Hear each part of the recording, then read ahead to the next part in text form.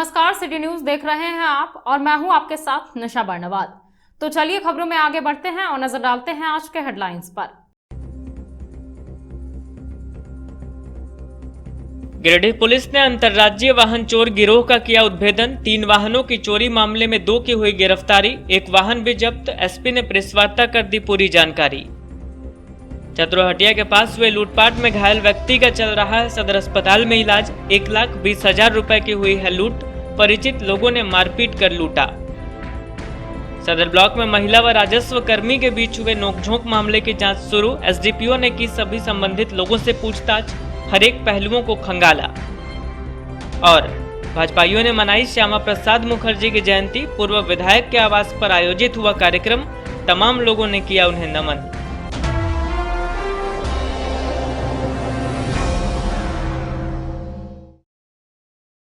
और अब खबरें विस्तार से। पुलिस लाइन में गिरिडीह एसपी अमित रेणु ने प्रेस वार्ता आयोजित कर 2 दिनों में हुए 3 4 पहिया वाहनों की चोरी का उद्भेदन किया। बताया गया कि छापामारी टीम का गठन कर चोरी में संलिप्त 2 अपराधी को चोरी के अन्य सामानों के साथ बिहार राज्य के मुजफ्फरपुर से गिरफ्तार किया गया है। वहीं इस कांड में संलिप्त अन्य आरोपियों की तलाश की जा रही है। 2 दिनों में हुए 3 वाहन की चोरी के मामले का उद्भेदन गिरिडीह पुलिस ने कर लिया है। मंगलवार को पुलिस लाइन में पुलिस कप्तान अमित रेणु ने प्रेस वार्ता कर इस बात की जानकारी दी। बताया गया कि जिले के अलग अलग थाना क्षेत्र में 19 और 20 जून की रात 3 वाहनों की चोरी की गई थी। खोजबीन के दौरान पुलिस द्वारा चोरी कांड का उद्भेदन करते हुए इसमें संलिप्त 2 अपराधियों को गिरफ्तार कर लिया गया है।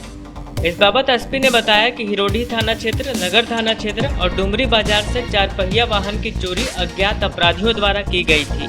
बताया गया कि तीनों थाना में गाड़ी चोरी को लेकर अलग अलग कांड दर्ज की गई थी। एक ही रात में 3 गाड़ियों की चोरी की घटना को गिरिडीह एसपी ने संज्ञान में लिया, जिसके बाद खोरीमहुआ अनुमंडल पुलिस पदाधिकारी के नेतृत्व में एक छापेमारी टीम गठित की गई, जिसके बाद पुलिस द्वारा गहन जांच अभियान चलाकर 2 अपराधी की गिरफ्तारी व चोरी की गई ब्लेनो, चोरी में प्रयुक्त ब्रेजा कार, घटना में प्रयुक्त मोबाइल, काले रंग का बैग आदि को बिहार राज्य के मुजफ्फरपुर से बरामद किया गया। एसपी ने जानकारी देते हुए बताया कि घटना में शामिल कृष्णा कुमार उर्फ राहुल और राम विवेक कुमार दोनों मुजफ्फरपुर जिले के रहने वाले हैं। बताया गया कि गाड़ी चोरी मामले में इन लोगों पर कुल 11 मामले बिहार के कई जिलों में दर्ज है।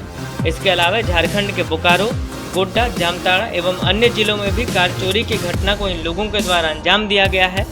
पुलिस अधीक्षक ने बताया कि इस कांड में संलिप्त अन्य अपराधियों की तलाश के लिए लगातार छापेमारी की जा रही है।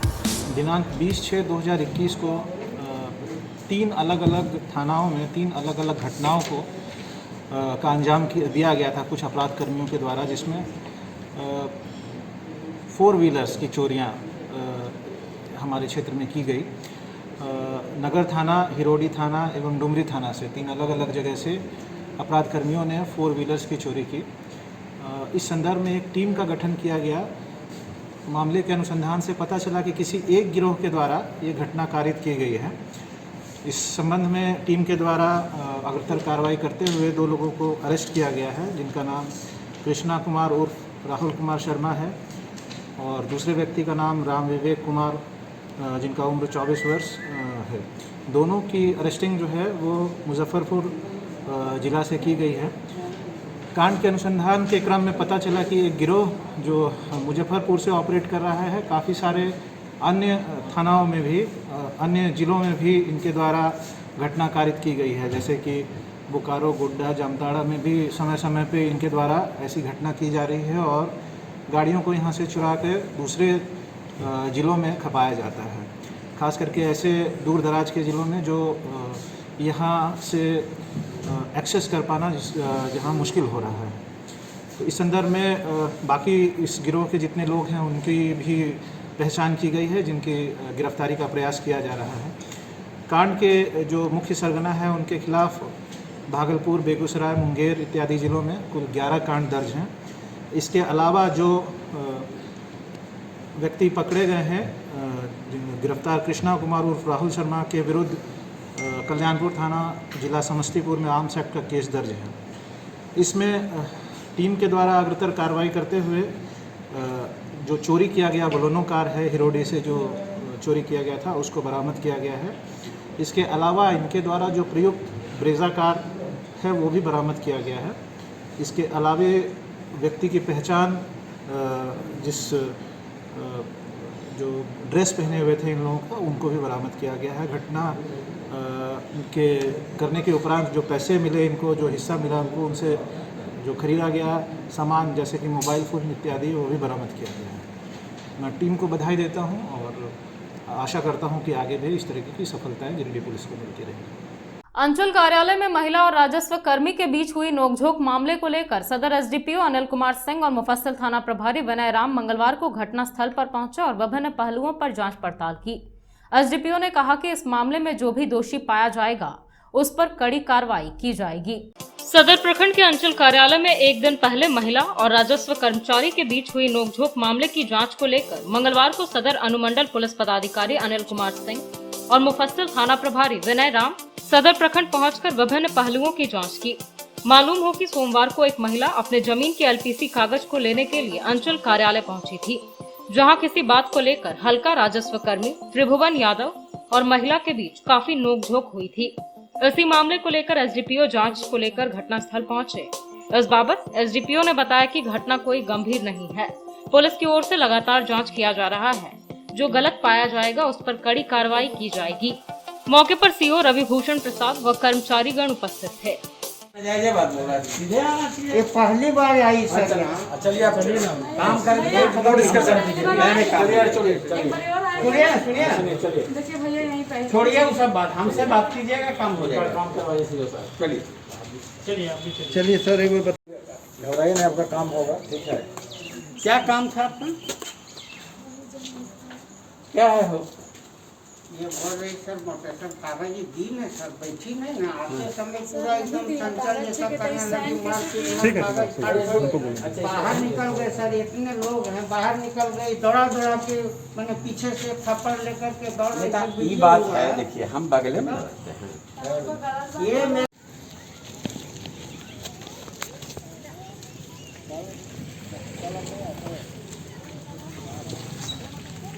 आइए आप इनको इनका काम करवाइए पहले। काम तो हो ही जाएगा, काम नहीं करते अच्छा वाला पहले मिलती तो ऐसे मामले नहीं करता। सीधे उलझने से कोई फायदा नहीं। बड़ा हो आइए। हस्बैंड कहाँ है? कल 5 जुलाई को प्रखंड सहायता कार्यालय सदर गिरिडीह में सरकारी कर्मचारी और ग्रामीणों के बीच किसी काम को लेकर विवाद हुई थी। तो मामला इतना गंभीर नहीं है, हम लोग जांच कर रहे हैं। जो सही पाया जाएगा उसी के अनुसार हम लोग कार्रवाई करेंगे। पचम्बा बस डिपो के विवादित जमीन की जांच की कार्रवाई मंगलवार से शुरू की गई। डीसी ऑफिस से जांच का निर्देश मिलने के बाद सदर अंचल के सीओ रविभूषण प्रसाद मंगलवार को पूरे प्लॉट का सीमांकन करने पहुंचे थे। इस बाबत सीओ ने बताया कि पूरी जांच प्रक्रिया में लगभग 15 दिन से अधिक का वक्त भी लग सकता है। पचम्बा बस डिपो के विवादित जमीन की जांच मंगलवार से शुरू हो गई। सदर अंचल के सीओ रविभूषण प्रसाद ने बस डिपो के 17 एकड़ 72 डिसमिल के विवादित प्लॉट को रैयती बताते हुए कहा कि डीसी से मिले जांच के निर्देश के आधार पर वो पहले दिन पूरे प्लॉट का सीमांकन करने पहुंचे थे। इस दौरान सीओ रविभूषण के साथ सीआई जितेंद्र प्रसाद, कर्मचारी गोपाल विश्वकर्मा और कई कर्मी भी मौजूद थे। यहाँ एक तरफ विवादित प्लॉट का सीमांकन हो रहा था तो दूसरी तरफ प्लॉट के दावेदारों के साथ कई और लोग यहाँ मौजूद थे जो प्लॉट जांच पर नजर रखे हुए थे। वैसे पचम्बा बस डिपो के विवादित प्लॉट पर दावेदारों द्वारा कोई हिंसक वारदात नहीं हो, इसके लिए स्थानीय प्रशासन द्वारा पचम्बा थाना पुलिस को भी खास निर्देश दिया गया था। सीओ के अनुसार अब पूरे प्लॉट के आसपास बने घरों के गृहस्वामी से भी दस्तावेज मांगे जाएंगे कि उन लोगों ने किससे जमीन की खरीदारी की थी। सीओ की माने तो पूरे जांच में करीब 15 दिनों से अधिक का वक्त लग सकता है, क्योंकि प्लॉट काफी बड़ा है और चारों तरफ झाड़ियां हैं। ऐसे में झाड़ियों को हटाकर सीमांकन किया जाएगा। इसके बाद हर दावेदारों से उनके दस्तावेज भी लिए जाएंगे और हर दस्तावेजों की जांच कर 15 दिनों के बाद रिपोर्ट डीसी को सौंपी जाएगी।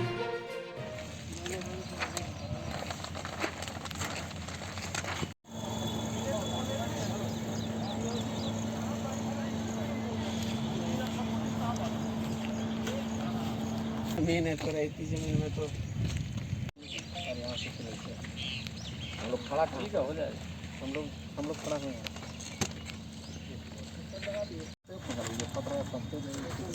बोले एसी साहब भी आ रहे हैं सर। नहीं ये पचम्बा रेती ज़मीन है 17 एकड़ 72 डिसमिल। उसके संबंध में उपायुक्त महोदय गिरिडीह द्वारा जांच पड़ताल छानबीन हेतु इस ज़मीन का एक टीम गठित की गई है। उस टीम की अध्यक्षता हमारे अपर समाहर्ता महोदय द्वारा की जा रही है एवं उस टीम के सदस्य सब registrar Giridih, BLO ma'am Giridih और अंचल अधिकारी सदर हैं। और उसी के हम उपायुक्त महोदय के आदेशानुसार आज से जांच पड़ताल शुरू किया गया है, जिसमें सर्वप्रथम हम सरजमीन पर अंचल अमीन, हमारे राजस्व उप निरीक्षक शंभू विश्वकर्मा, हमारे अंचल निरीक्षक जितेंद्र प्रसाद उपस्थित हैं।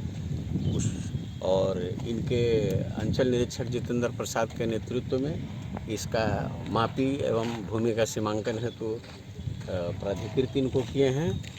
ये नापी हो रहा है 17 एकड़ 72 डिसमिल संपूर्ण भूमि का मापी होगा। सारे में झाड़ी जंगल उगा हुआ है। इसमें मापी में भी कुछ कठिनाई हो रही है, इसलिए 1-2 दिन ज़्यादा समय लगेगा। और उधर जो भूमि के खरीद करके जो घर उर बनाए हुए हैं उसका भी हम सीमांकन कर रहे हैं, क्योंकि संपूर्ण भूमि 17 एकड़ 72 डिसमिल का हमको ब्रेकअप निकालना है। और इधर उधर कुछ भूमि में जो कुछ अतिक्रमण किया गया उसको भी देखा जा रहा है। और अथावत भूमि कितनी पड़ी हुई है वो देखी जा रही है।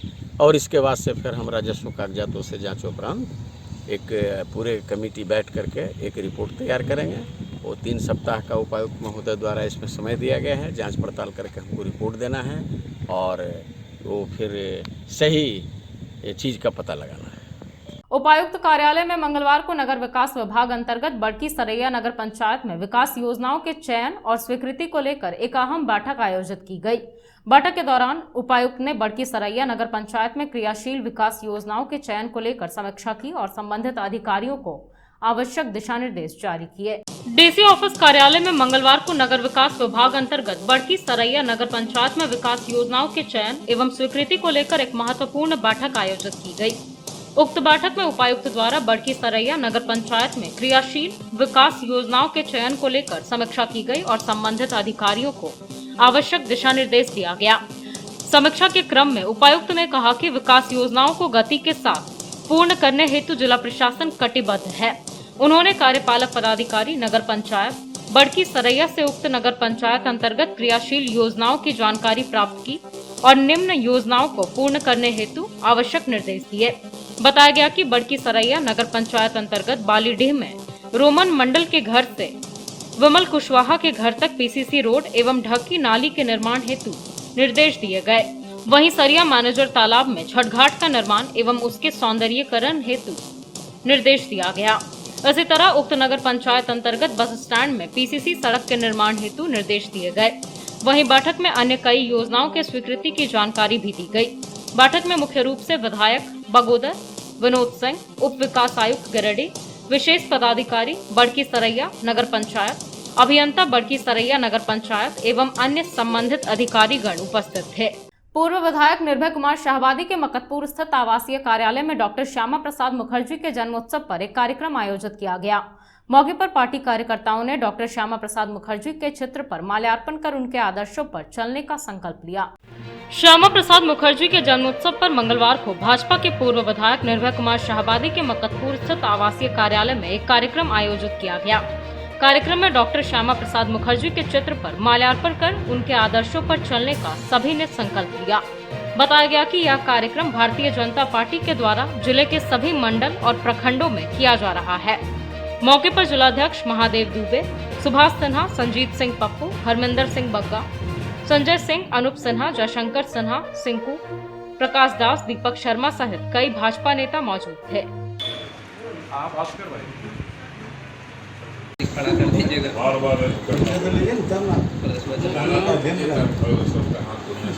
श्यामा प्रसाद मुखर्जी अमर रहे, श्यामा प्रसाद मुखर्जी अमर रहे, श्यामा प्रसाद मुखर्जी अमर रहे,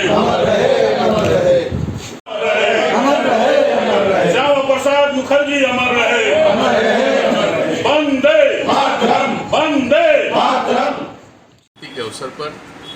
मेरे आवासीय कार्यालय में भारतीय जनता पार्टी परिवार की ओर से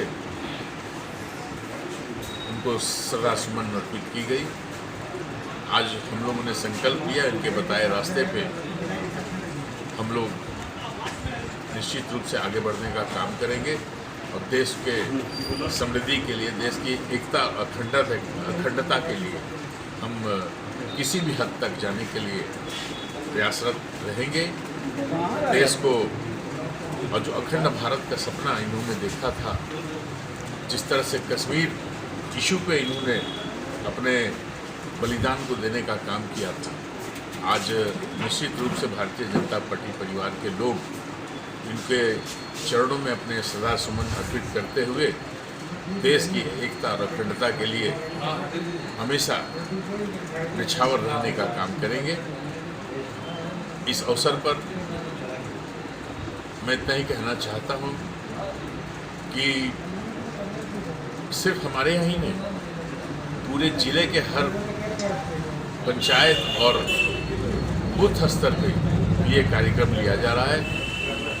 भारतीय जनता पार्टी परिवार की ओर से जितने भी हमारे नेता हैं जिन्होंने देश के लिए अपने प्राणों की आहुति दी, निछावर हुए और जिन्होंने देश को एक रास्ता दिखाने का काम किया, उसके प्रति हम हमेशा अपना कर्तव्य मानते हैं कि उनके जीवनी पे लोगों को बताने का काम करें, उनके जीवन को पाठ्यक्रम में शामिल करने का हम अनुरोध करते हैं। गांवा प्रखंड कार्यालय के सभागार में निवर्तमान बीडीओ मधु कुमारी को भावभीनी विदाई दी गई। बताया गया कि मधु कुमारी अब बेरमो में अपनी सेवा देंगी। कार्यक्रम के दौरान तमाम लोगों ने इनके कार्यकाल की सराहना की। गांवा प्रखंड कार्यालय के सभागार में एक समारोह का सोशल डिस्टेंसिंग के तहत आयोजन कर निवर्तमान बीडीओ मधु कुमारी को भावभीनी विदाई दी गई। बता दें कि उनका तबादला गांवा से बेरमो हो गया है। कार्यक्रम में विचार व्यक्त करते हुए वक्ताओं ने कहा कि इनका कार्यकाल अति सराहनीय रहा। विपरीत परिस्थितियों में भी इन्होंने हर क्षेत्र में जाकर कार्यों का निरीक्षण किया व विकास को गति देने का कार्य किया। सभी के साथ इनका व्यवहार अच्छा रहा, जिससे सामान्य लोग भी इनके दफ्तर में आकर अपनी समस्याओं को निसंकोच रखकर उनका हल करवाते थे। इधर बीडीओ मधु कुमारी ने कहा कि गांव के लोगों का काफी सहयोग मिला है। इस क्षेत्र में कार्य कर मुझे कई अनुभव प्राप्त हुए व लोगों के सहयोग से मैं सुदूरवर्ती क्षेत्रों में कार्यों का बेखौफ होकर निरीक्षण करती थी तथा उन क्षेत्रों में भी विकास का काफी कार्य हुआ है। मौके पर निवर्तमान प्रमुख ललिता देवी, अंचलाधिकारी हीरक मन्ना, करकेट्टा, बीपीआरओ संजय कुमार, बीपीओ अजित कुमार चौधरी आदि मौजूद थे।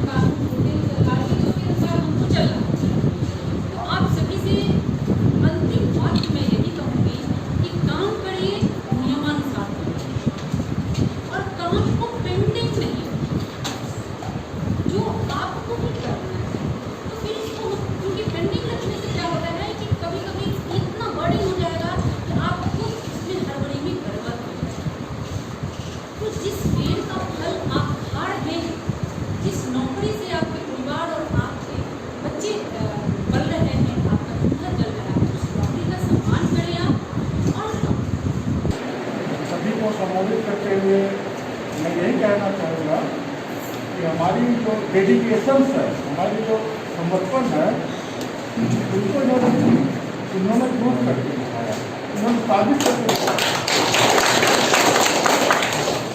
जितने लोगों की मैंने बातें सुनी, सारे लोगों ने आप बहुत सारे के बारे में बताया, तो बहुत सारी चीज़ मुझे बताने की जरूरत नहीं है, लेकिन एक गैप महसूस होगी, एक खाली को एक महसूस होता है।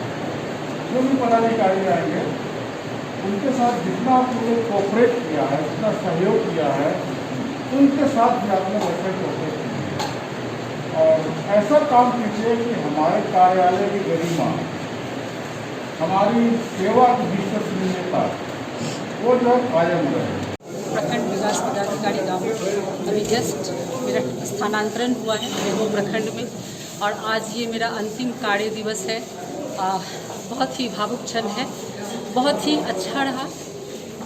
यहाँ पोस्टिंग से पहले जो है बहुत सारी बातें मैंने सुनी थी, इसका फीडबैक बहुत नकारात्मक था, बट मेरा मानना है ऐसा नहीं है गामा। मुझे सभी पार्टी का, मीडिया हो, कर्मी हो, सभी पार्टी के लोग हो, पब्लिक हो, सभी से मुझे सहयोग मिला और तभी मुझे लगता है कि जैसा लोग बताते हैं कि अच्छे से मैं 20 महीने और 7 दिन का जो कार्यकाल रहा मेरा, वो संतोषप्रद मैं मानती हूँ। बाकी तो पब्लिक ही बताएंगे। और मैं यहाँ के दुर्गम क्षेत्रों में भी बेखौफ घूमती रही और जहाँ जहाँ मतलब जो ज़रूरतमंद थे लोगों को अंतिम पायदान पे, जो डुमरझाड़ा ककड़ियार में, वहाँ जा कर के जो सरकारी हमारी योजनाएं हैं उनको जो उस तरह के लोग हैं उनको उन तक पहुँचाने का, क्रियान्वित करने का मैंने पूरा भरपूर प्रयास किया और अपनी पूरी क्षमता से, पूरी योग्यता से, ईमानदारी पूर्वक मैंने गामा की जनता को सेवा प्रदान किया है और बहुत अच्छा अनुभव रहा। बस इसको एक लाइन में यही कहिए कि गामा का कार्यकाल मेरे जीवन का सबसे महत्वपूर्ण अध्याय है और ये पाठशाला की तरह मेरा गामा का कार्यकाल रहा। सभी को मेरे हृदय से सभी लोगों को धन्यवाद, मीडिया बंधुओं को, हमारे सभी कार्यकर्ताओं को, जनप्रतिनिधियों को, हमारे पूरे गामा वासियों को धन्यवाद। किसान मंच ने मंगलवार को झंडा मैदान में कोरोना गाइडलाइंस का पालन करते हुए 1 दिवसीय सांकेतिक धरना दिया। बताया गया कि मंच के बेंगाबाद प्रखंड संयोजक नबी अंसारी के खिलाफ झूठा मुकदमा किए जाने के विरोध में किसान मंच ने धरना दिया और आक्रोश व्यक्त किया। किसान मंच के बेंगाबाद प्रखंड संयोजक नबी अंसारी के खिलाफ झूठा मुकदमा किए जाने के विरोध में किसान मंच ने मंगलवार को झंडा मैदान में कोरोना गाइडलाइंस का पालन करते हुए 1 दिवसीय सांकेतिक धरना दिया। धरना को संबोधित करते हुए किसान मंच के संयोजक सह अधिवक्ता अवधेश कुमार सिंह ने कहा कि गिरिडीह जिला में गुमटी ठेला एवं फोटो स्टेट दुकानों में जाली एफिडेविट के कारोबार का विरोध नबी अंसारी ने किया और जाली एफिडेविट के कारोबारियों के खिलाफ विगत 28 जून को गिरिडीह वकालत खाना के समक्ष अनिश्चितकालीन धरने पर बैठे। धरना के बाद जाली एफिडेविट के कारोबारियों के खिलाफ कार्रवाई होना शुरू हो गया था, जिससे बेंगाबाद में जाली एफिडेविट का कारोबार करने वाले व थाना और ब्लॉक में दलाली करने वाले बौखला गए और उसी बौखलाहट में बेंगाबाद थाना में मुकदमा करने आई एक महिला के आवेदन में नबी अंसारी एवं नबी अंसारी की पत्नी का नाम अभियुक्त के रूप में यह कहते हुए लिखवा दिया गया कि वे दोनों हल जोत रहे थे, जबकि नबी अंसारी न ही घटना स्थल पर थे और न ही विवादित जमीन से नबी अंसारी का कभी भी किसी प्रकार से कोई मतलब रहा है। कहा कि जालसाजी करने वाले पुलिस प्रशासन के दलाल यदि सोच रहे हैं कि किसान मंच के लोग मुकदमा और जेल जाने के डर से घबरा कर जालसाजी का विरोध करना छोड़ देंगे तो यह उनकी गलतफहमी है। प्रशासन जितना दमन करेगा, किसान मंच उतना ही आंदोलन को धारदार बनाएगा। यहाँ इस धरने की अध्यक्षता किसान मंच के गांडे प्रखंड संयोजक मोहम्मद मुमताज ने किया। वहीं इस धरने में अधिवक्ता बबन खान, अधिवक्ता कर्नल रंजित सिंह, कलाम अंसारी, देबू यादव, कृष्ण कुमार शर्मा, दुलार मरांडी, छत्रधारी सिंह, शांति देवी, हरदेव मंडल, नबी अंसारी, मोहम्मद मुमताज, जागेश्वर ठाकुर सहित अनेकों किसान मंच के कार्यकर्ता व अधिवक्ता उपस्थित रहे। नबी अंसारी और उसकी पत्नी पर किया गया फर्जी मुकदमा वापस लेना होगा। नबी मुकदमा वापस करो, फर्जी मुकदमा वापस करो, चलेगा नहीं चलेगा, नहीं चलेगा। नबी अंसारी पर किया गया फर्जी मुकदमा वापस लेना होगा, लेना होगा। जाली एफिडेविट करने वाले होश में आओ। पूरे गिरिडीह जिला में जाली एफिडेविट का कारोबार बहुत जोरों से चल रहा था। हमारे बेंगाबाद प्रखंड संयोजक नबी अंसारी जी ने इस बात को संगठन के समक्ष रखा और हम लोगों ने साक्ष्य जुगाड़ किया, जिसमें नबी अंसारी जी का बहुत सहयोग रहा। जाली एफिडेविट को लाकर हम लोगों ने गिरिडीह वकालत खाना के समक्ष धरना प्रदर्शन किया और उसमें त्वरित कार्रवाई भी हुआ, कुछ लोग पर कार्रवाई भी हुआ और उसमें अखबार में नबी अंसारी जी का एक स्टेटमेंट आया था कि गुमटी ठेला और फोटो स्टेट दुकानों में जाली फर्जी एफिडेविट किया जाता है और अखबार का वह स्टेटमेंट देख के जो जाली एफिडेविट में करने में संलिप्त लोग थे, बेंगाबाद के लोग, वो बौखला गए और चूँकि उन लोगों का थाना और ब्लॉक में दलाली चलता है और उसी बीच एक महिला मुकदमा करने के लिए आई और उस महिला को अनजान में रखकर नबी अंसारी और उसके पत्नी का नाम जोड़ दिया गया। ताज्जुब का बात यह है कि उस आवेदन में यह लिखा हुआ था कि नबी अंसारी और उसकी पत्नी हल जोत रही थी।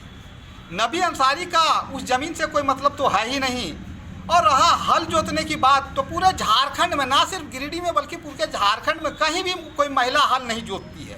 इसके बावजूद भी, वह लिखा रहने के बावजूद भी दारोगा बिना जांच पड़ताल किए मुकदमा कर दिया और उसमें से एक अभियुक्त को गिरफ्तार भी कर लिया। इसलिए आज हम लोग एक दिवसीय धरना प्रदर्शन के माध्यम से आज पुलिस अधीक्षक महोदय से यह मांग करते हैं कि जो फर्जी मुकदमा किया गया है उसको वापस ले, और जो गलत ढंग से मुकदमा किया है उसके विरुद्ध भारतीय दंड संहिता की धारा 211 के तहत मुकदमा किया जाए, ताकि फर्जी मुकदमा जो है, गलत ढंग से लोगों को फंसाने का जो सिलसिला है वह बंद हो। इसी उद्देश्य के लेके आज हम लोग धरना प्रदर्शन पर बैठे हैं। भाकपा माले की ओर से कोबाड़ स्थित कार्यालय में दिवंगत फादर स्टेन स्वामी के सम्मान में एक श्रद्धांजलि सभा का आयोजन किया गया। मौके पर उपस्थित कार्यकर्ताओं ने उनके निधन पर शोक संवेदना व्यक्त की और उन्हें अपनी सच्ची श्रद्धांजलि अर्पित की। भाकपा माले की ओर से कोवाड़ स्थित कार्यालय में मंगलवार को दिवंगत फादर स्टेन स्वामी के सम्मान में शोक एवं श्रद्धांजलि सभा का आयोजन किया गया। राज्य कमेटी सदस्य राजेश कुमार यादव, RYA नेता अखिलेश राज, लोकल कमेटी माले के सचिव मनोज यादव, दीपक वर्मा, पुनीत विश्वकर्मा, दिनेश यादव, लक्ष्मण मंडल, बालेश्वर यादव, सुमंती कुमारी, दीपक यादव, बिलसी देवी आदि मुख्य रूप से मौजूद थे। इस दौरान राज्य कमेटी सदस्य राजेश यादव ने कहा कि फादर स्टेन के जीवन संघर्ष को कभी भुलाया नहीं जा सकता। उन्होंने आदिवासी, दलित तथा अन्य वंचित वर्ग के लोगों के ऊपर हो रहे शोषण तथा राजकीय दमन के खिलाफ जीवन पर्यंत संघर्ष जारी रखा। यह बात कॉरपोरेट परस्त मोदी सरकार को पसंद नहीं आई, जिस कारण उन्हें वयोवृद्ध होने के बावजूद गलत तरीके से केस में फंसाकर जेल में डाल दिया गया।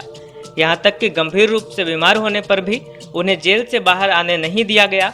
अंततः कल उनका निधन हो गया। कहा कि उनके निधन से देश विदेश के social activist, human rights activist के साथ साथ अपने हक अधिकार के लिए लड़ने वाला हर तबका दुखी है। वे उनके प्रति शोक व्यक्त कर रहे हैं। उन्हें श्रद्धांजलि देने के साथ साथ फांसीवादी सरकार के खिलाफ संघर्ष जारी रखने का संकल्प भी ले रहे हैं। फादर स्टेन स्वामी अमर रहे, फादर स्टेन स्वामी अमर रहे, फादर स्टेन स्वामी का संघर्ष जिंदाबाद, फादर स्टेन स्वामी का संघर्ष जिंदाबाद। स्टेन स्वामी पर झूठा मुकदमा करके उनको मौत के कगार पर पहुंचाने वाले मोदी सरकार हाय हाय, फांसीवादी मोदी सरकार मुर्दाबाद, इनकलाब जिंदाबाद, फादर स्टेन स्वामी अमर रहे, इनकलाब जिंदाबाद, फादर स्टेन स्वामी को लाल सलाम, फादर स्टेन स्वामी को लाल सलाम, इनकलाब जिंदाबाद। जैसा कि पता है, कल ह्यूमन राइट्स एक्टिविस्ट और एक नामी ग्रामी सामाजिक कार्यकर्ता फादर स्टेन स्वामी का मुंबई के एक अस्पताल में निधन हो गया है। वे जेल में बंद थे और जेल में बंद के दौरान ही उनकी तबीयत बिगड़ने से, जैसा कि बताया जा रहा है, कि उनका निधन हो गया है। सबसे पहले तो ये कि फादर स्टेन स्वामी का जीवन संघर्ष इस झारखंड सहित पूरे देश भर के लोगों को पता है कि वे जिंदगी भर दलितों, आदिवासियों और वंचित वर्ग के लोगों के हक अधिकार के लिए पूरा जीवन उनका समर्पित था। वे अपने तरह से लड़ाई लड़ रहे थे और ये बात सरकार को पसंद नहीं थी, क्योंकि उनकी जो भी लड़ाई जनता के हक अधिकार के लिए थी वो अंततः इस देश के कारपोरेट घरानों के लूट खसोट के खिलाफ थी, केंद्र सरकार के फांसीवादी सरकार के दमन के खिलाफ थी। इसलिए केंद्र सरकार ने उन्हें एक साजिश के तहत में NIA के जरिए उनकी गिरफ्तारी करवाई और एक साजिश के तहत में उनके ऊपर UAPA की संगीन धाराओं के साथ में और उनके ऊपर में झूठे तरीके से उनको इन्वॉल्वमेंट दिखा करके उनको जेल में बंद किया और यहाँ तक कि जमानत की उनकी कोई भी कोशिश को जो है वो कामयाब होने नहीं दिया गया। काफ़ी बुजुर्ग होने के बावजूद भी 84 वर्ष के व्यक्ति को जिस तरीके से जेल में रखा गया, उनको जमानत भी नहीं दी गई, जबकि उनका अधिक उम्र के कारण और उनकी बीमारी को देखते हुए उनका जमानत होना चाहिए था, लेकिन वह भी जमानत का रास्ता बंद करके एक तरह से उनको असमय मौत के कगार पर पहुंचा दिया गया है। तो कहीं न कहीं से ये जो निधन है एक केंद्र सरकार की ओर से प्रायोजित एक किस्म की हत्या है सरकारी तंत्र के द्वारा साजिश के तहत। इसलिए हम इस हत्या का, उनके निधन के से हम दुखी हैं और सरकार के इस कार्रवाई का हम लोग विरोध करते हैं। आज शोक सभा पूरे देश भर में मनाई जा रही है, उसमें हम लोग शामिल हैं। हम लोग ये संकल्प ले रहे हैं कि फादर स्टैन स्वामी का जो संघर्ष था मानव अधिकार को लेकर के, उनका जो संघर्ष था झारखंड के जल जंगल जमीन को बचाने के लिए, उनका जो संघर्ष था झारखंड के आदिवासी, दलित और वंचितों के हक अधिकार की लड़ाई के लिए, हम उस संघर्ष को आगे बढ़ाएंगे। हम उनके अरमानों को मंजिल तक पहुंचाएंगे। यही आज का संकल्प हम लोग ले रहे हैं। करबला रोड निवासी 80 वर्षीय बिहारी राम सोमवार से लापता है। इनके पारिवारिक सदस्यों ने पुलिस प्रशासन और आम लोगों से बिहारी राम का हुलिया बताते हुए खोजबीन में मदद की गुहार लगाई है। करबला रोड के रहने वाले 80 वर्षीय बिहारी राम सोमवार से ही लापता हैं। पारिवारिक सदस्यों ने नगर थाने में आवेदन देकर खोजबीन की गुहार लगाई है। बताया गया कि सोमवार को यह बाल कटवाने के लिए घर से मकतपुर के लिए निकले थे, जिसके बाद घर लौटकर वापस नहीं आए। बताया गया कि यह अपनी पुत्री के घर में रहते हैं। इनके दामाद ने इनका हुलिया बताते हुए पुलिस प्रशासन और आम लोगों से खोजबीन में मदद की गुहार लगाई है। करबला रोड निवासी श्री बिहारी राम कल सुबह 9:30 बजे से घर से बाल बनाने बोल के गए हैं, जो कि अभी तक लापता है। कहाँ निकले थे वो? बाल बनाने के लिए मकतपुर में बनाते हैं, श्री सागर के सामने। वहीं जितना रिश्तेदार है सब रिश्तेदार के यहाँ जैसे कि संपर्क कर लिए, पता नहीं लगा है। थाना में भी एप्लीकेशन कल दिए हैं, अभी तक नहीं पता चला। अभी तक नहीं पता चला है। मुंह में चेचक का दाग है। जिन व्यक्ति को कहीं नजर आवे तो बतावें। तीसरी अंचल कार्यालय के अंचल निरीक्षक गोपीनाथ का एक और पैसे लेने का वीडियो सोशल मीडिया पर वायरल हो रहा है।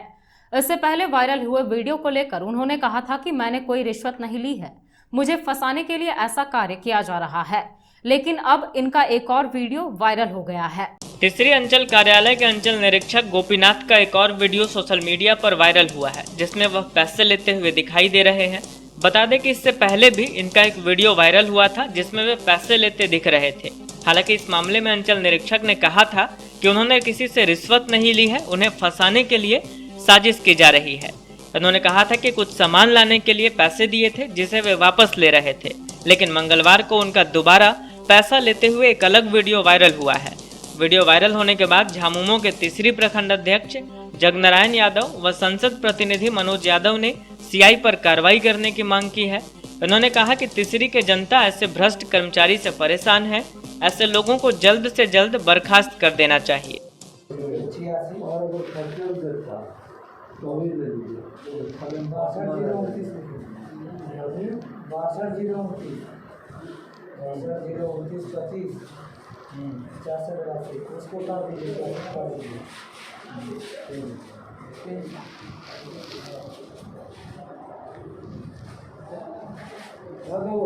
एक साइड तो ध्यान दो, दूसरा साइड तो छोड़िएगा ना।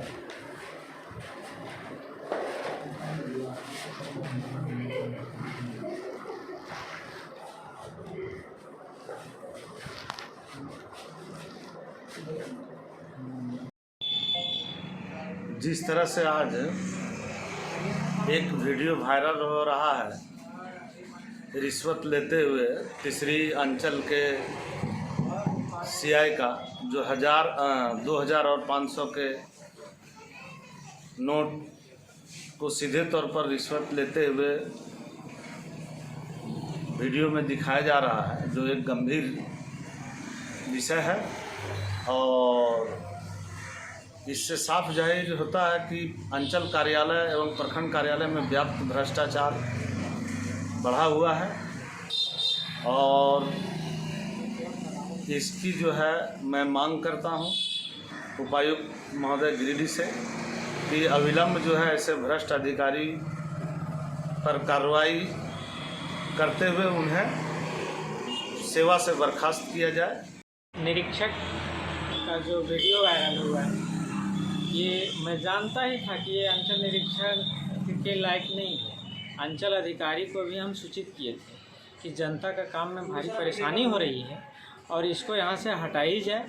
और ये कहीं न कहीं जिम्मेवार हमारे अंचल अधिकारी भी हैं जो इस पर ध्यान नहीं दिए और ये बिल्कुल घिनौना काम किया है, इसको बर्खास्त होनी चाहिए। ऐसे ऐसे पदाधिकारी जो 10 बार जनता को दौड़ाने का काम करता है और फिर थक के घर में चला जाता है, फिर बिचौलिया उसका काम कराता है। इस आवाज़ को हम विधानसभा में भी उठाने का काम करेंगे। हमने माननीय मुख्यमंत्री को भी अवगत कराने का काम करेंगे हम जिला कमेटी के माध्यम से। बेंगाबाद थाना क्षेत्र के दुंदो निवासी बिरेलाल किस्कू और एक बच्चा सड़क हादसे में घायल हो गया। घटना के बाद दोनों को इलाज के लिए सदर अस्पताल लाया गया, जहां बच्चे को इलाज के बाद छोड़ दिया गया। वहीं बिरेलाल का इलाज सदर अस्पताल में ही चल रहा है। बेंगाबाद थाना क्षेत्र के दुंदो के रहने वाले बिरेलाल किस्कू सड़क हादसे में बुरी तरह से घायल हो गए। मंगलवार को इन्हें इलाज के लिए सदर अस्पताल लाया गया। इनके साथ घटना में एक बच्चे को भी आंशिक चोटें आई हैं। उसका प्राथमिक उपचार भी सदर अस्पताल में करवाया गया। बताया गया कि बिरेलाल अपनी स्कूटी में एक 12 वर्षीय बच्चे को लेकर शादी समारोह में जा रहे थे। इसी दौरान असंतुलित होकर स्कूटी समेत यह एक पुलिया के नीचे जा गिरे, जिसमें यह बुरी तरह से घायल हो गए। वहीं इनके साथ बैठे बच्चे को भी आंशिक चोटें आई हैं। घटना के बाद 108 एम्बुलेंस से दोनों को सदर अस्पताल लाया गया, जहां बिरेलाल को भर्ती किया गया। वहीं बच्चे को इलाज के बाद छोड़ दिया गया।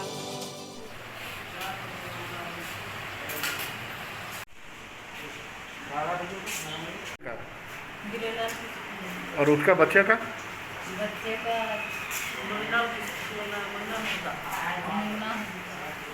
कहाँ का रहने वाला है? हाँ? डुंडू। कौन थाना? बेंगाबाद। चतरो हटिया के पास चकाई क्षेत्र के घुटिया गांव निवासी विजय चौधरी के साथ कुछ चिन्हित लोगों ने मारपीट कर उनके पास से लगभग 2 लाख रुपए की छिनतई कर ली। घटना में वे घायल हो गए, जिसके बाद उन्हें इलाज के लिए सदर अस्पताल लाया गया और थाने में आवेदन भी दिया गया। चतरो हटिया के पास विजय चौधरी नामक व्यक्ति के साथ मारपीट कर लूटपाट की गई। घटना में घायल विजय चौधरी को इलाज के लिए मंगलवार को सदर अस्पताल लाया गया। बताया गया कि विजय चौधरी बिहार के चकाई क्षेत्र के घुटिया गांव के निवासी हैं। ये अपने भाई बबलू चौधरी के साथ 1,20,000 रुपए लेकर किसी महाजन को देने के लिए जा रहे थे। इसी क्रम में चतरो हटिया के पास कुछ लोगों ने मिलकर इनका पैसा छीन लिया और इनके साथ जमकर मारपीट की। घटना में विजय चौधरी बुरी तरह जख्मी हो गए। घटना के बाद इन्हें सदर अस्पताल लाया गया, जहां इनका इलाज चल रहा है। बताया गया कि पिछले 2 जुलाई को इनके भतीजे की शादी थी। उसी शादी में जो खरीदारी हुई थी, उसी महाजन को ये लोग पैसा देने जा रहे थे। इसी बीच घात लगाए बैठे उदय राय, ब्रह्मदेव राय, मनोज बर्नवाल व अन्य लोगों ने मिलकर अचानक से इन पर रॉड से हमला कर दिया और पैसे छीनकर फरार हो गए। घटना को लेकर स्थानीय थाने में मामला दर्ज करा दिया गया है। उनका क्या नाम है जो चोट लगा? उनका विजय चौधरी। कहाँ का रहने वाले? गुटिया, सवन गुटिया। क्या हुआ था? वो पैसा लेके जा रहे थे सर, किसी का पैसा लेके 1,20,000। कितना? 1,20,000। उसमें 4-5 आदमी चतरो बाजार में थे। उसको मार के घर से मांगा, उसको पैसा भी छीन लिया सर। नाम है उदय राय, मनोज बर्नवाल और 2-3 आदमी थे, उसको नहीं पहचान पाया सर हम। कि इन लोग कितने आदमी थे? वो लोग 5-6 आदमी थे। और जो पैसे ले जा रहे थे वो कितने आदमी थे? वो 2 आदमी थे। दोनों को मारपीट किया? नहीं, एक मारपीट है सर। कितना पैसा ले जा रहे थे? बगमते होगा, एक तो थे। कितना? 1,20,000। ये पैसे कहाँ लेके जा रहे थे? शादी का खासी का पैसा बाकी था, खासी का देने जा रहे थे। देने जा रहे थे। हाँ। तो कहाँ पे ये घटना हुई? चतरो बाजार में। बाजार में मामला है ये? मेरा नाम अशोक कुमार चौधरी, मैं घुटिया का रहने वाला हूँ, माना चका। जब घर में निकले भैया पैसा लेके 8 बजे, उसके बाद चतरो गए और चतरो वो लोग ब्रह्मदेव राय, उदय राय और मनोज बर्नवाल तीनों मिलके और 5-6 को मिलके इनको मार के सारा पैसा ले लिए। कहाँ पे हुआ ये मारपीट? ये मारपीट हुआ चतरो के बीच हटिया लगता है, उसके थोड़ा सा जस्ट ऊपर में होता है। ये कहाँ लेके जा रहे थे पैसा? ये जा रहे थे चतरो, खांसी का पैसा बाकी था सर देने के लिए। इसमें 2 तारीख का मेरा भतीजी का शादी हुआ था। स्किल बर्ड्स द्वारा संचालित स्किल मेला के अंतिम सप्ताह में बच्चों के बीच कविता, कहानी, भाषण प्रतियोगिता समेत इनोवेशन प्रतियोगिता का आयोजन किया गया। प्रतियोगिता में बच्चों ने संबंधित विषयों पर खूब उत्साह के साथ अपनी कला का प्रदर्शन किया और सभी का मन मोह लिया। हरसिंह रायडी के स्किल बर्ड्स में संचालित स्किल मेला के अंतिम सप्ताह में कविता, कहानी, भाषण प्रतियोगिता के साथ साथ इनोवेशन का आयोजन किया गया है, जिसमें 3 राज्यों से जुड़े बच्चे अपनी नई सोच, नई कृतियों के साथ बढ़ चढ़कर हिस्सा ले रहे हैं। इसमें अभिभावकों पर कविता, रक्तदान का महत्व, आजाद भारत की आवाज, कोरोना के बाद का दृश्य जैसी अन्य मुद्दों पर रचनात्मक ढंग से प्रस्तुति देखने को मिली। वहीं इनोवेशन में ज्वालामुखी प्रस्फुटीकरण की प्रक्रिया, चुंबक के प्रभाव, दबाव, बल और ध्वनि के प्रभाव जैसी विषय वस्तुओं पर बच्चों के मॉडल देख अचंभित होना निश्चित है। पब्लिक स्पीकिंग के जूरी के तौर पर हिंदी प्रशिक्षक अजित मिश्रा, अंग्रेजी शिक्षक नित्यानंद ताती और युवा कवि मनीष मिश्रा बच्चों को आंकने का कार्य कर रहे हैं। इनोवेशन के जूरी में भौतिकी विज्ञान के शिक्षक प्रवीण, पीएचडी कर रहे सिकंदर कुमार, सामाजिक कार्यकर्ता अभिदीप प्रशांत सागर और कंप्यूटर प्रोग्रामर मनीष मिश्रा अपने अनुभवों, ज्ञान और सोच को बच्चों संग साझा कर रहे हैं। जीवन में सजे हैं कुछ सपने, हर हाल में पूरे करने हैं। सागर के नीचे है मोती और रखने हैं तो रखने हैं। नमस्कार, सत श्री अकाल, जोहार। मैं हूं सिकंदर कुमार और आ रहा हूं आप सबों के बीच as a jury for innovation event, जो स्किल बर्ड्स के संस्थापक सुश्री सुजाता भारती के द्वारा गिरिडीह, झारखंड में आयोजित किया गया है और इसका नाम रखा गया है स्किल मेला। सुजाता भारती तथा सारे आयोजकों को मेरी तरफ से बहुत बहुत आभार।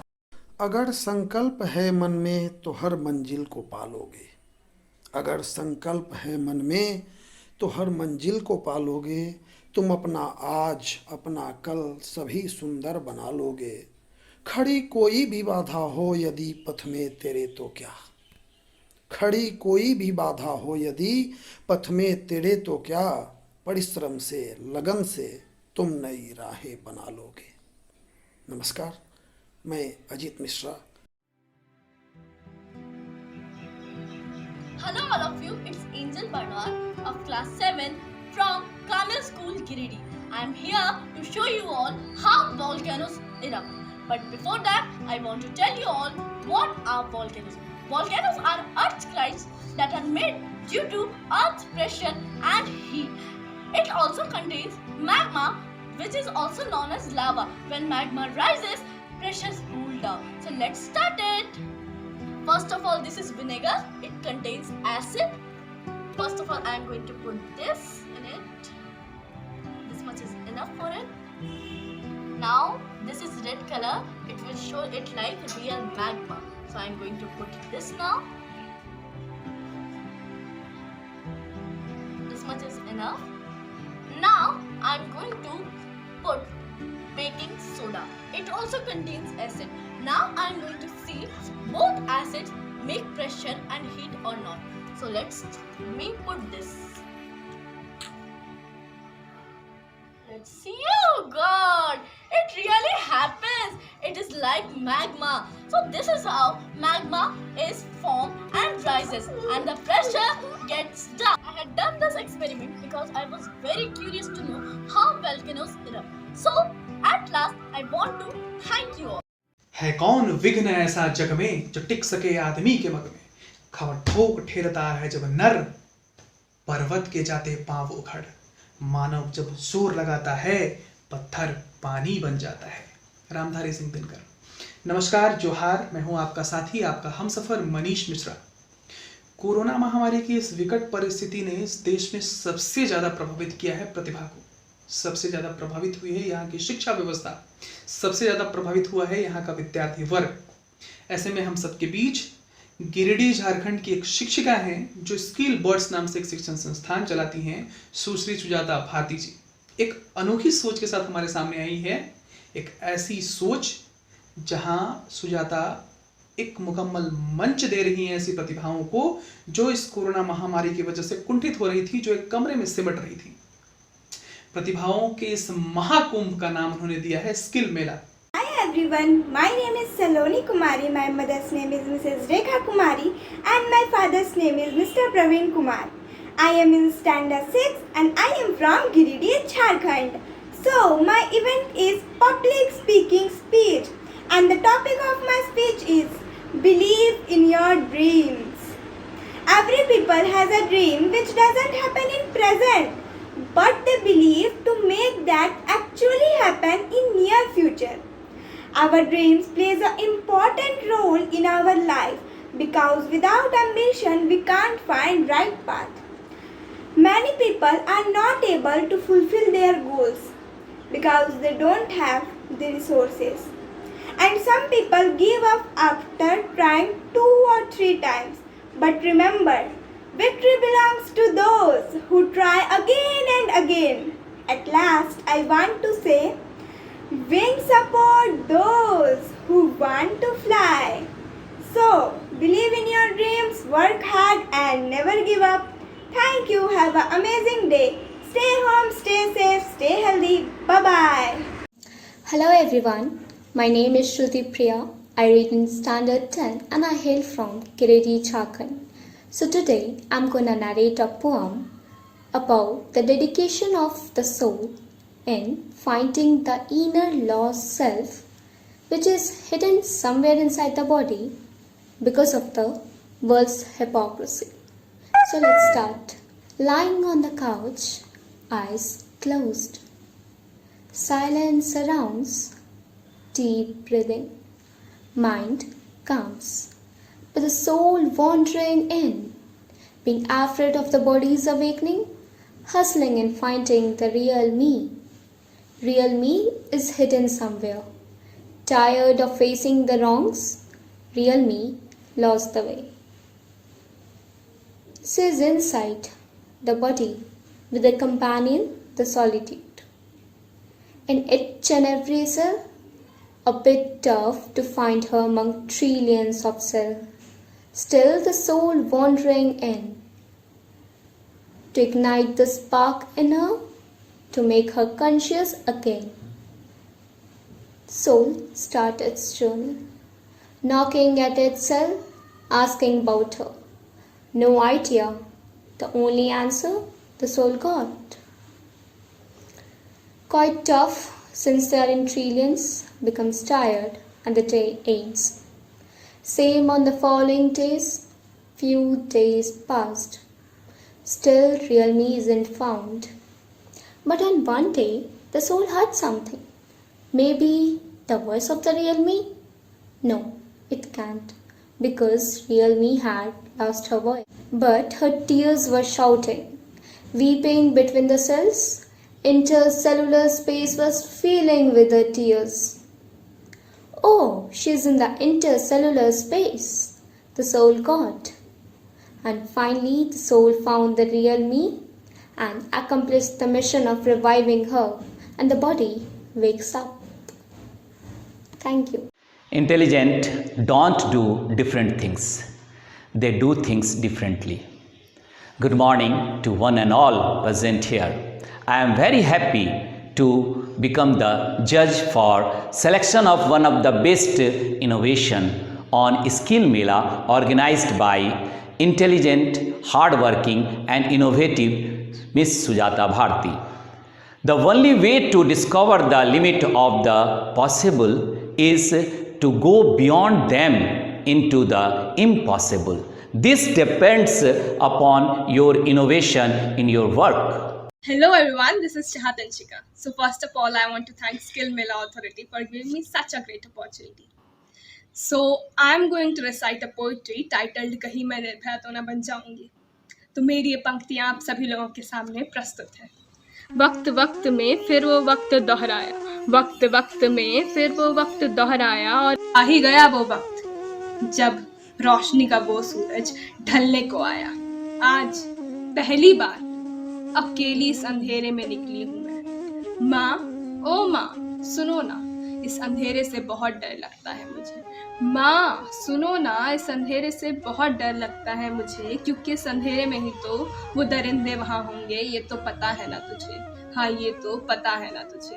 सच कहूँ तो आज थोड़ी डरी हूँ, सहमी हूँ, गुस्सा हूँ और थोड़ी हैरान भी हूँ कि आज थोड़ी डरी हूँ, सहमी हूँ, गुस्सा हूँ, थोड़ी हैरान भी हूँ. अरे किस मोड़ पे कौन सा हैवान खड़ा है, इस बात से तो आज मैं अनजान भी हूँ, आज मैं अनजान भी हूँ.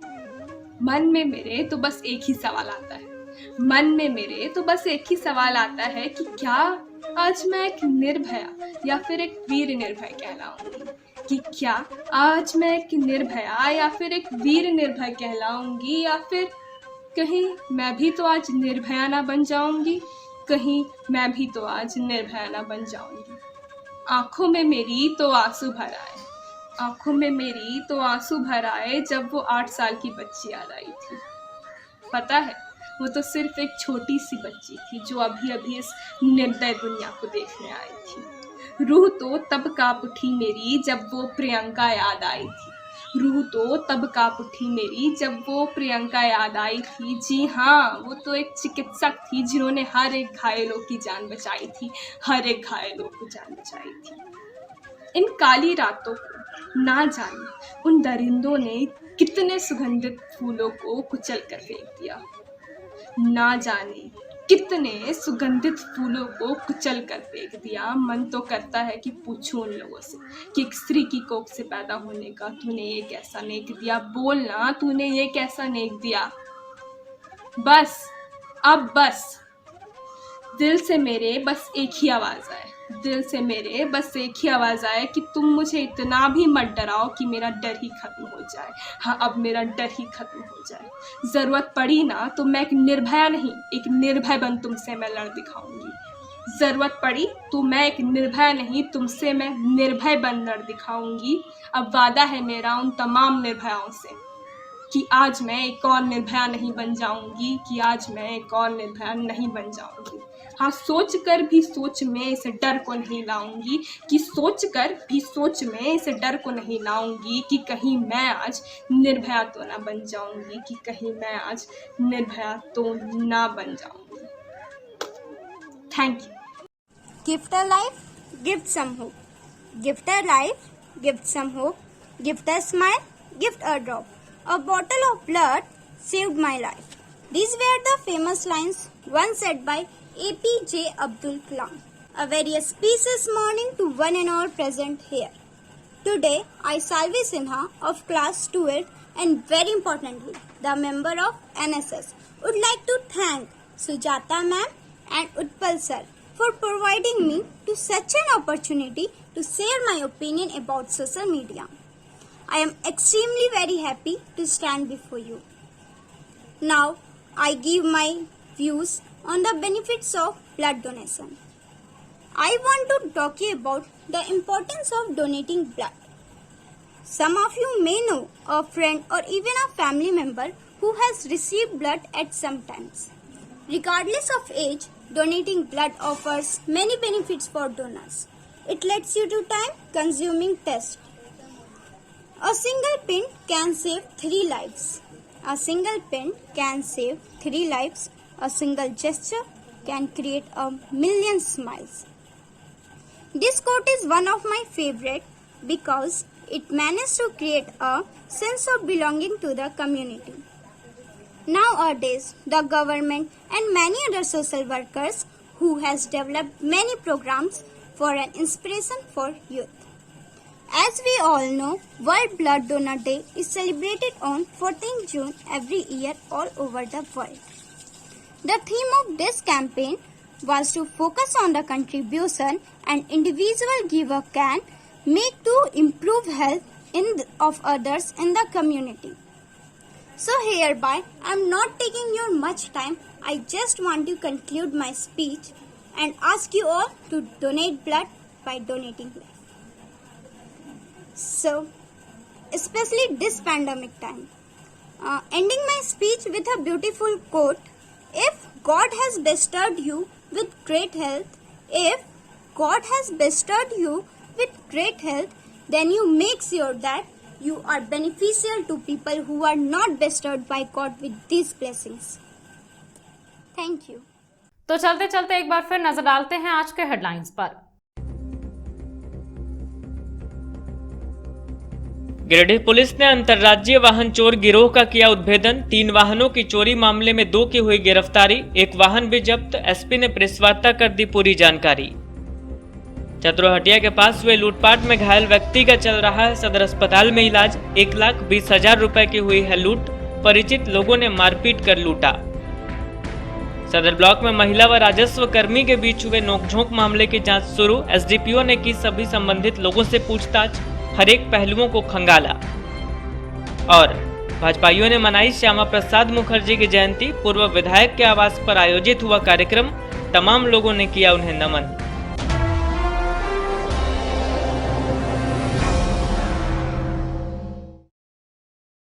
तो दर्शकों, ये था हमारा आज का न्यूज अंक। आज के अंक में बस इतना ही। कल फिर होगी मुलाकात कुछ अन्य खबरों के साथ। तब तक के लिए दीजिए मुझे और मेरी पूरी टीम को इजाजत। नमस्कार।